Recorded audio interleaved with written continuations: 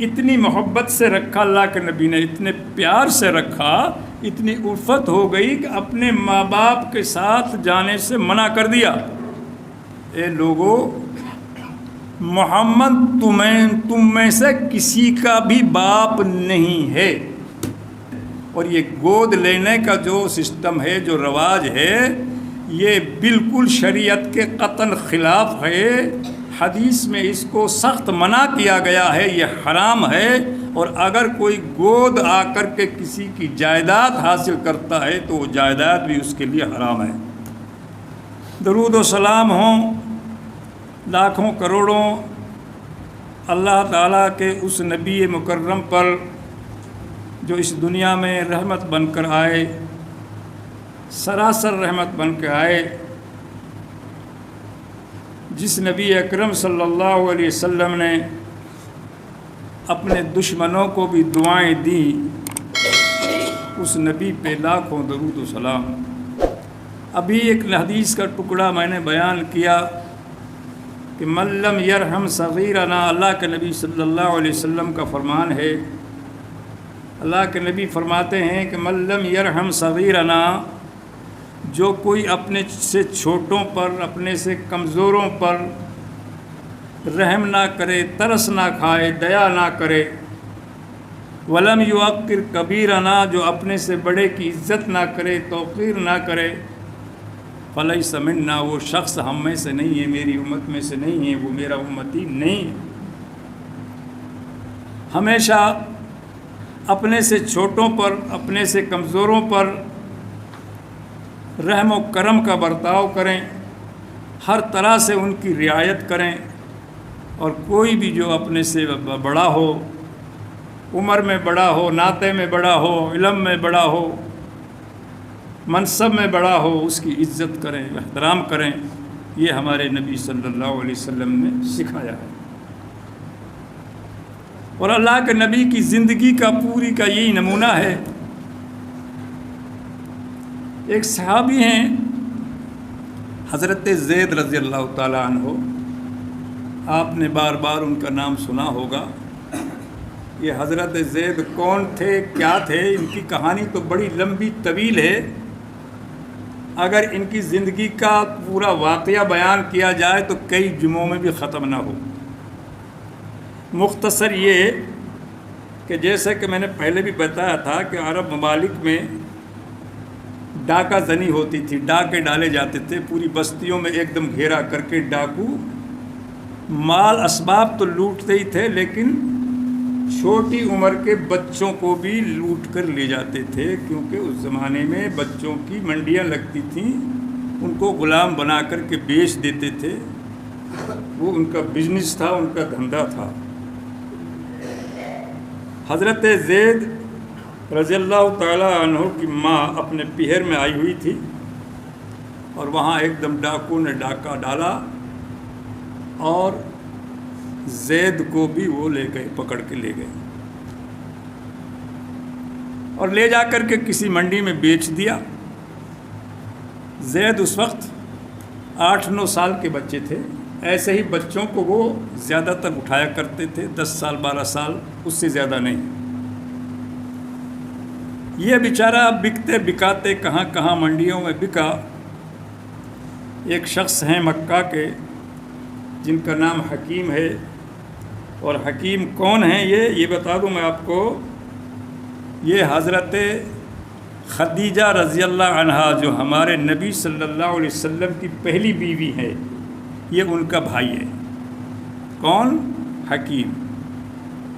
یہ کہیں سے اس کو خرید کے لے آتا ہے، اس کو حضرت زید رضی اللہ عنہ۔ یہ حکیم کے پاس آ گیا، اور ہمارے نبی صلی اللہ علیہ وسلم کا نکاح حضرت خدیجہ سے ہو گیا، اور حکیم نے یہ غلام اپنی بہن خدیجہ کو دے دیا تحفے میں، ہدیے میں۔ اب یہ حکیم کے پاس سے خدیجہ کے پاس آ گیا۔ خدیجہ نے اس کو ہبہ کر دیا ہمارے نبی صلی اللہ علیہ وسلم کے لیے کہ اب آپ لے لو اس کو، آپ جانو، آپ کا کام جانے، مجھے میرے بھائی نے دیا ہے، میں آپ کو دیتی ہوں۔ حضرت زید اللہ کے نبی صلی اللہ علیہ وسلم کے پاس رہتے رہے، وہاں ان کے ماں باپ زید کو تلاش کرتے رہے، ساری منڈیوں میں، جگہ جگہ، گاؤں میں، شہروں میں، کوئی سراغ نہیں ملا، یہاں تک کہ زید جوان ہو گیا۔ کوئی آدمی اس گاؤں کا، اس بستی کا جہاں کے یہ زید تھے، کسی کام سے مکہ میں آیا، ایک دو آدمی تھے وہ مکہ میں آئے اور ان کو اتفاق سے یہ زید ٹکر گیا اور شکل سے انہوں نے پہچان لیا کہ یہ تو فلاں کا لڑکا ہے، یہ تو فلاں آدمی کا بچہ ہے جس کو ڈاکوں نے اٹھا لیا تھا۔ اس سے بات کری، پوچھی تو کہ 8-9 سال کا بچہ تھا، اس کو اپنا گاؤں، اپنے باپ کا نام معلوم تھا۔ اس سے پوچھا تو ان کو تسلی ہو گئی کہ وہی ہے۔ وہ گئے اور انہوں نے جا کر کے اس کے باپ کو کہا کہ تیرا لڑکا مکہ میں ہے اور ہم خود دیکھ کر آئے ہیں۔ اس کے ماں باپ وہاں سے چلے، مکہ پہنچے۔ مکہ پہنچنے کے بعد جو نشانی انہوں نے بتائی تھی، اس نشانیوں پر اس کو تلاش کیا، زید مل گیا۔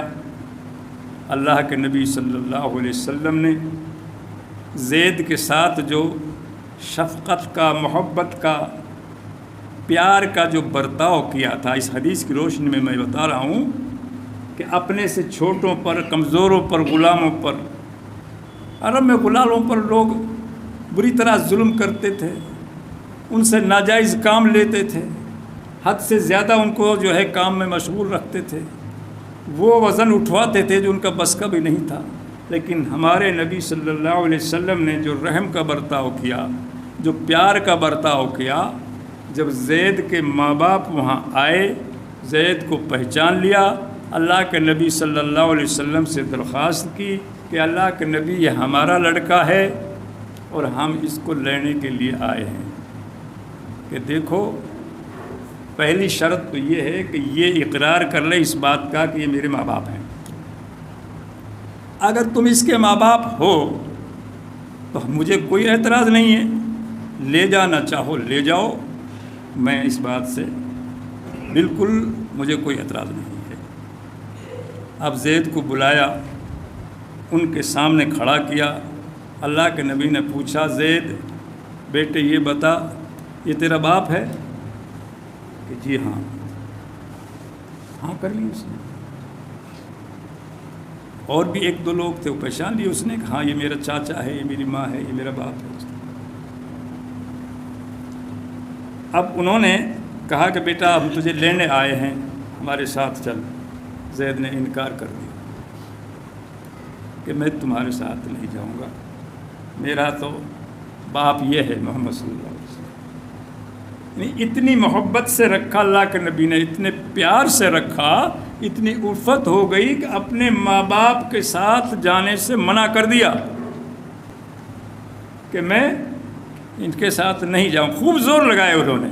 اللہ کے نبی نے فرمایا کہ دیکھو مجھے تو کوئی اعتراض نہیں ہے، باقی تم زبردستی تو مت لے جاؤ اس کو، اس کے دل پہ دکھ ہوگا، اس کو تو زور پڑے گا، یہ نہیں جانا چاہتا، یہاں اس کو انشاءاللہ ہم کوئی تکلیف نہیں دیں گے، کوئی پریشانی نہیں ہے، تم جب چاہو جب ملنے کے لیے آ جاؤ، مہینے میں آؤ، 10 دن میں آؤ، 6 مہینے میں آؤ، کبھی بھی آؤ، ہم اس کو جو ہے اچھی طرح رکھ رہے ہیں۔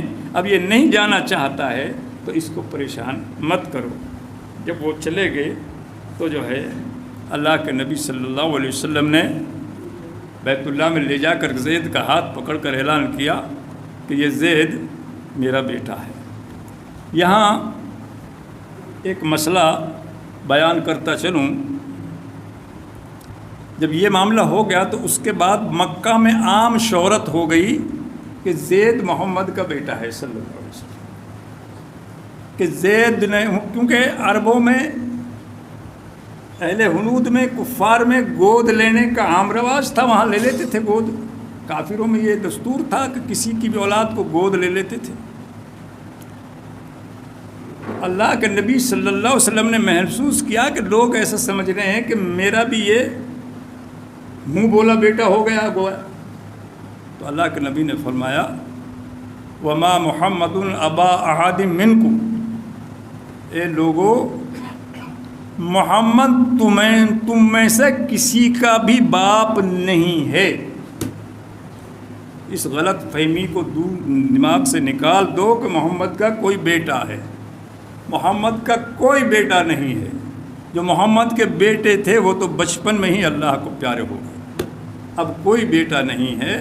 اور یہ گود لینے کا جو سسٹم ہے، جو رواج ہے، یہ بالکل شریعت کے قطعاً خلاف ہے.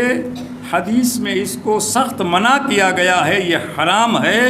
اور اگر کوئی گود آ کر کے کسی کی جائیداد حاصل کرتا ہے تو وہ جائیداد بھی اس کے لیے حرام ہے. وہ جائیداد اس کا حق ہے جو اس کے حقدار ہیں. یہ گود لیا ہوا بچہ جائیداد کا حقدار نہیں بن سکتا. یہ شریعت کا مسئلہ ہے. عام طور سے آج بھی میوات میں یہ رواج پایا جاتا ہے کہ کوئی نااولادہ کسی کو بھی گود لے لیتا ہے. یہ گود لینا جائز نہیں ہے. بہرحال یہ تو ایک مسئلے کی بات ہوئی. میں عرض یہ کر رہا تھا کہ اللہ کے نبی صلی اللہ علیہ وسلم کی جو زندگی ہے وہ یہی ہے، تعلیم یہی ہے کہ آدمی اپنے سے کمزور پر، اپنے سے چھوٹے پر، لاچار پر، غریب پر رحم کرے، دیا کرے، کرم کرے، اس کی خبرگیری کرے اور بڑوں کا احترام کرے.